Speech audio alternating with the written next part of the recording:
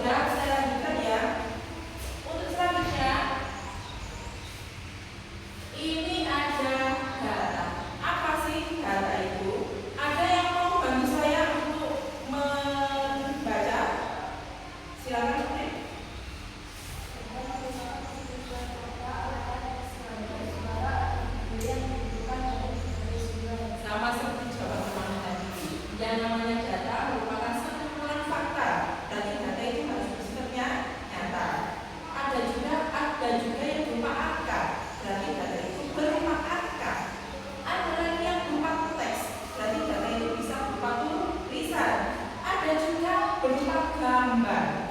Berarti data, ada juga gambar-gambarnya. Dilengkapi agar apa? Biar lebih jelas. Lebih jelasnya lagi kita ambil di suara atau video. Jadi untuk pengambilan data tidak hanya kita berupa angka, teks atau gambar dan sebagainya, tapi juga bisa berupa video yang ada suaranya, itu lebih akurat. Jadi kalau semuanya ada, bisa disebut yang namanya data. Dan semua itu diambil dari mana? Dari mana saja? Yang paling keren biasanya sumbernya di mana? Di internet. Kita bisa mengumpulkan data di internet. Ada yang ditanyakan? Ada yang masih bingung? Ada yang masih bingung? Kalau tidak, saya lanjutkan ya. Selanjutnya, di sini ada yang namanya komponen-komponen untuk pengelolaan data. Apa sih komponennya? Yang pertama ada data. Ada apa lagi? Ada yang mau membaca di depan? Ada yang mau membaca di depan?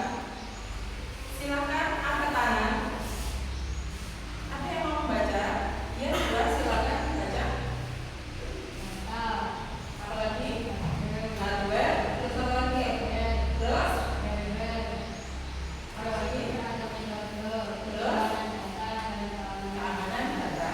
Silakan dibuka buku paketnya pada halaman 3. Di situ untuk komponennya ada yang namanya data. Apa sih data itu? Apa data itu? Angkat tangan dulu. Silakan. Merupakan kumpulan fakta, teks, gambar, suara, atau video yang dikumpulkan dari sebagai sumber. Data berfungsi sebagai bahan dasar dalam proses pengelolaan. Ya, namanya data seperti tadi, dia bisa berupa fakta, bisa berupa data, bisa berupa gambar, video dan sebagainya. Yang penting kumpulan data. Yang kedua, hardware. Apa itu hardware? Ada yang bisa menjelaskan di sini? Kalau bisa angkat tangan, silakan. Apa hardware?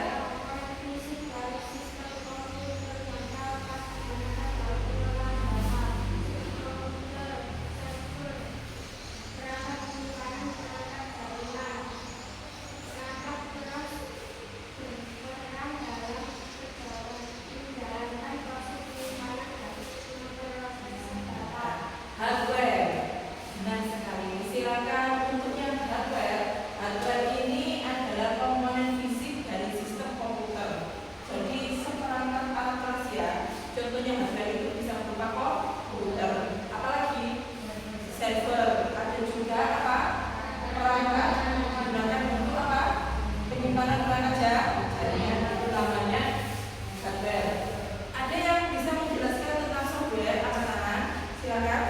Software merupakan kumpulan data yang berisi industri, program, atau aplikasi yang dapat digunakan untuk mengolah data, seperti sistem manajemen basis data, riset dan software analisis data, karena guna membantu dalam proses penyimpanan dan analisis data.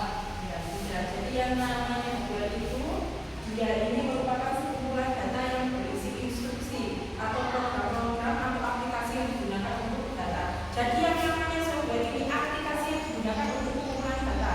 Itulah softwarenya. Kalau hardware itu apa? Perangkat apa perangkat keras itu loh, yang berupa bisa komputer, bisa server dan sebagainya. Bisa bedakan ya antara hardware dan software. Kalau hardware itu apa? Komputer, terus apa lagi? Server dan sebagainya. Tapi kalau software yang digunakan untuk mengelola data, program yang digunakan kayak Excel dan sebagainya ya. Selanjutnya untuk yang keempat, ada yang mau menjelaskan lagi? Silakan angkat tangan. Ya, Bu, silakan angkat dibaca.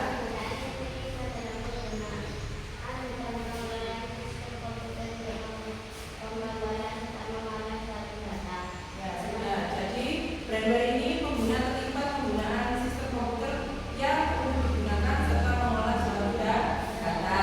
Selanjutnya yang kelima, ada yang bisa membaca lagi? Silakan angkat tangan dulu. Silakan.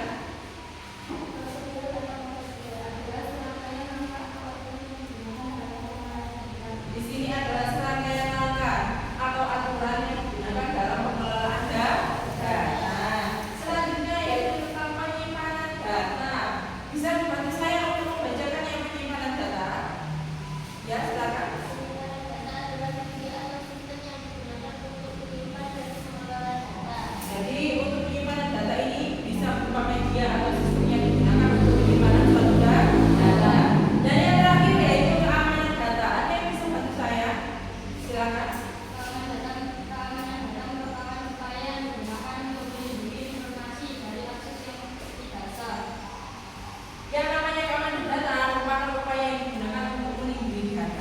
Biasanya kalau kalian menggunakan WA, apakah itu tulisannya terenskripsi? Ya, ada kan itu, ada yang 2 langkah. Itu sama dengan keamanan datanya apa? Yang tahu kodenya kalian sendiri. Jadi nanti seandainya ada di mobil atau tidak bisa. Kenapa tidak bisa? Karena itu tadi ada 2 langkah. Ada 2 langkah keamanan yang hanya diketahui oleh pemiliknya. Dari yang saya jelaskan tentang komponen data, apakah ada yang mau ditanyakan? Tidak, bisa ya? Kalau sudah bisa, sekarang saya akan menjelaskan tentang peran data dalam pengambilan keputusan. Yang pertama di sini adalah membantu untuk pelatihan model kecerdasan KA. Yang kedua membantu dalam menentukan aturan logika. Selanjutnya membantu sistem KA untuk membuat keputusan, membantu dalam memeriksa keakuratan data, membantu mengukur kinerja algoritma, dan membantu untuk memperbarui model atau makhluk beradaptasi dengan perubahan kondisi dan kebutuhan pengguna. Jadi peran data dalam mengambil keputusan itu banyak sekali. Dan salah satu yang ditulis untuk kalian itu adalah apa yang ada di sini. Ini untuk membantu semuanya, untuk memperbarui dan untuk apa? Memperoleh data yang lebih akurat. Ada lagi yang ditanyakan? Kalau tidak ada, saya lanjutkan ya. Di sini ada dampak dari pengelolaan data yang baik terhadap masyarakat. Jadi yang saya ambil di sini adalah dampak baiknya. Apa dampak baiknya? Silakan Arya dibaca. Silakan dibaca. Meningkatkan kualitas pelayanan publik, Terus mendukung mendukung transparansi, dan akuntabilitas. Setelah itu, pemerataan pembangunan, selanjutnya, cepat respons terhadap masalah sosial, selanjutnya pemanfaatan sumber daya. Selanjutnya, meningkatkan partisipasi masyarakat dalam pengambilan keputusan. Selanjutnya, daya saing, memperkuat daya saing bangsa. Jadi di sini dampak pengelolaan data yang baik terhadap masyarakat. 1. Meningkatkan kualitas pelayanan publik. Selanjutnya, mendukung transparansi dan akuntabel.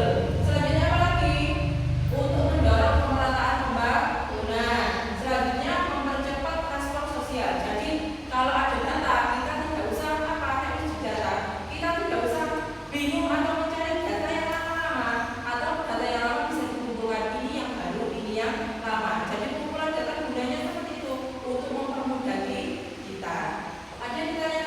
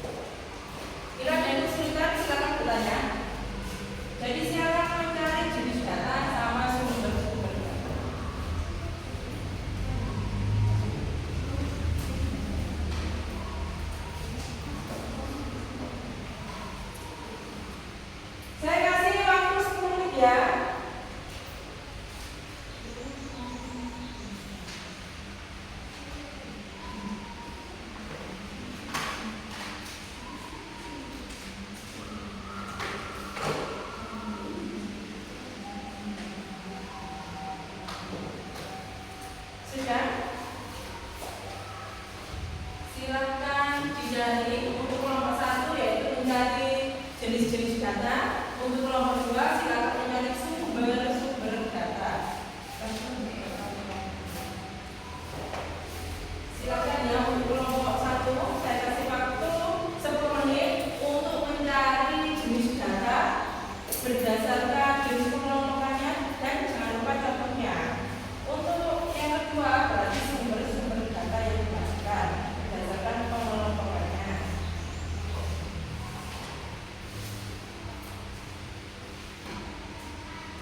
Sudah?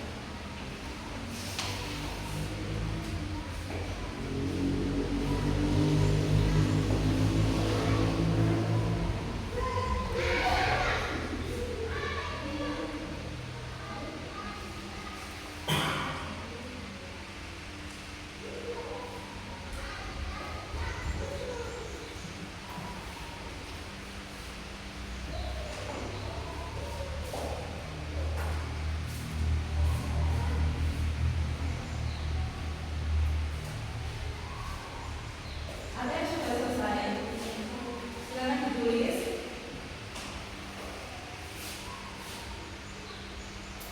Untuk kalau sudah selesai, silakan ada perwakilan masing-masing kelompok itu 1 orang. Silakan perwakilan masing-masing kelompok 1 orang untuk mengunjungi kelompok lainnya dan mencari informasi apa saja yang didapat dari diskusi yang sudah mereka laksanakan. Ayo perwakilan 1 kelompok silakan untuk berkunjung ke kelompok 1 dan kelompok 1 silakan perwakilan 1 kelompok untuk berkunjung ke kelompok 2. Silakan perwakilan dari kelompok 1 silakan ke sini untuk mencari informasi apa saja yang didapat dari kelompok ini. Yang ini siapa ini ya? Silakan ditanyakan dulu. Silakan ditanyakan apa saja yang didapatkan dari kalian dari silakan ditulis ya. Apa saja yang didapatkan tadi? Saya kasih waktu 5 menit untuk kalian mencari informasi yang didapat dari kelompok lain. Silakan dicatat apa saja yang didapatkan dari kelompok yang kalian. Silakan dicatat apa saja.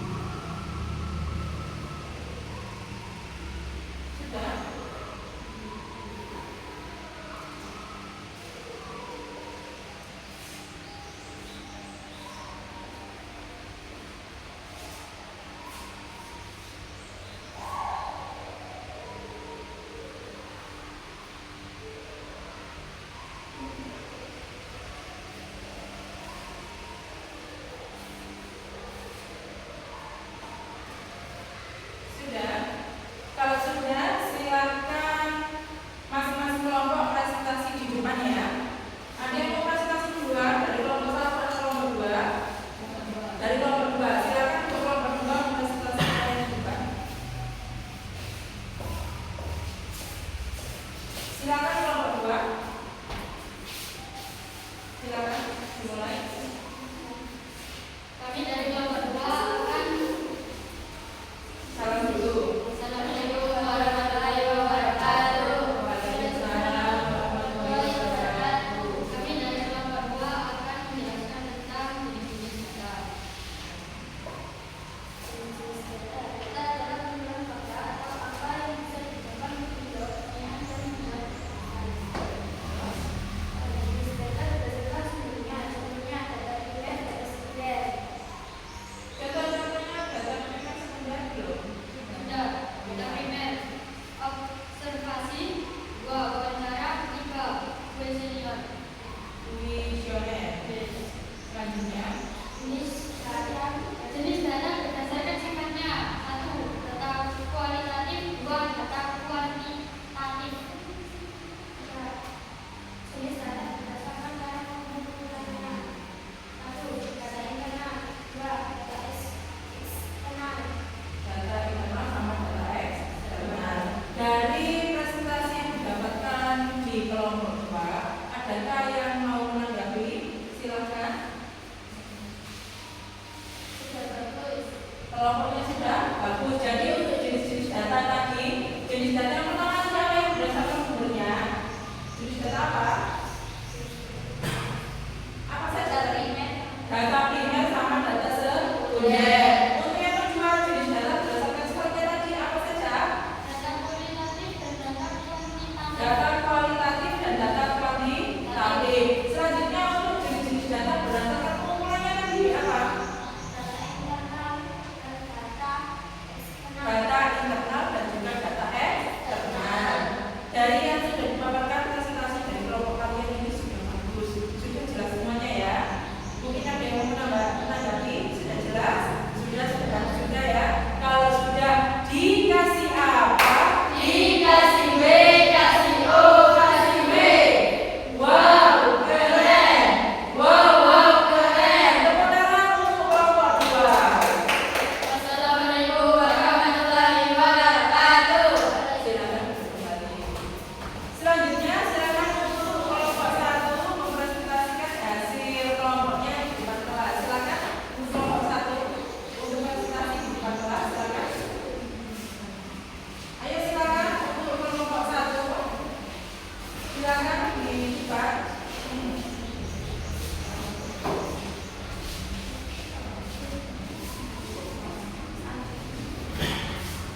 Silakan untuk mempresentasikannya di depan.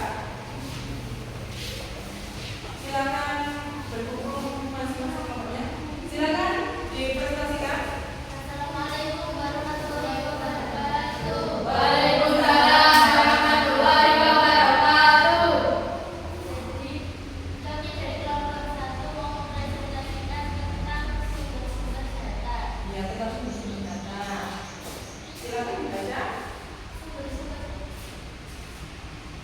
Sumber-sumber data ada 3, yaitu observasi, sebuah proses pengumpulan data yang dilakukan dengan cara mengamati secara bersama dari suatu objek untuk mendapatkan informasi yang dibutuhkan. Yang kedua adalah wawancara. Wawancara adalah metode pengumpulan data yang dilakukan secara tatap muka. Yang ketiga adalah kuesioner. Kuesioner. Merupakan metode pengumpulan data yang dapat dilakukan dengan memberikan serangkaian pertanyaan tertulis kepada narasumber. Selanjutnya, Data sekunder. Nah, Laporan penelitian. Laporan penelitian pengumpulan data sekunder. terus 2. Arsip pemerintahan dalam sumber data yang diberikan pertanyaan catatan dan rekaman resmi yang dijamin oleh instansi pemerintahan. Publikasi media massa. Publikasi media massa adalah sumber data sekunder yang berasal dari informasi yang disebarkan melalui surat kabar, majalah, televisi, radio, dan teknologi digital. sudah. Selanjutnya untuk yang sumber data digital. Adalah bentuk informasi yang disimpan dan diolah dalam lingkungan digital. Ayo. Situs resmi, situasi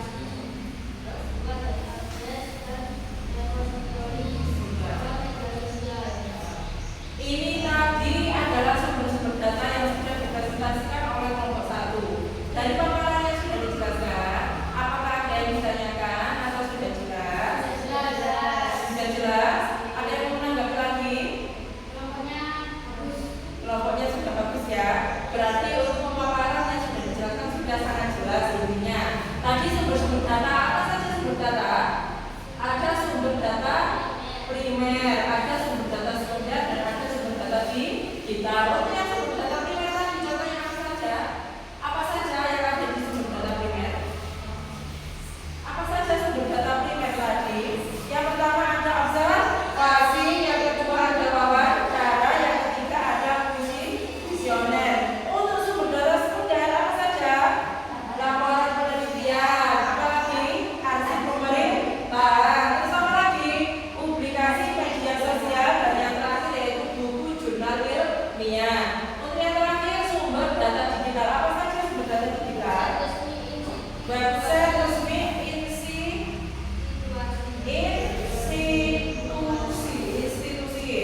Terus yang kedua database dan repository. Selanjutnya ada media sosial. Ini tadi pemaparannya sudah sangat jelas ya. Kalau sudah dikasih apa? Dikasih W, kasih O, kasih W. Wow, keren. Wow, keren. Sudah, terima kasih untuk kelompok 1. Silakan diberikan tepuk tangan untuk kelompok 1.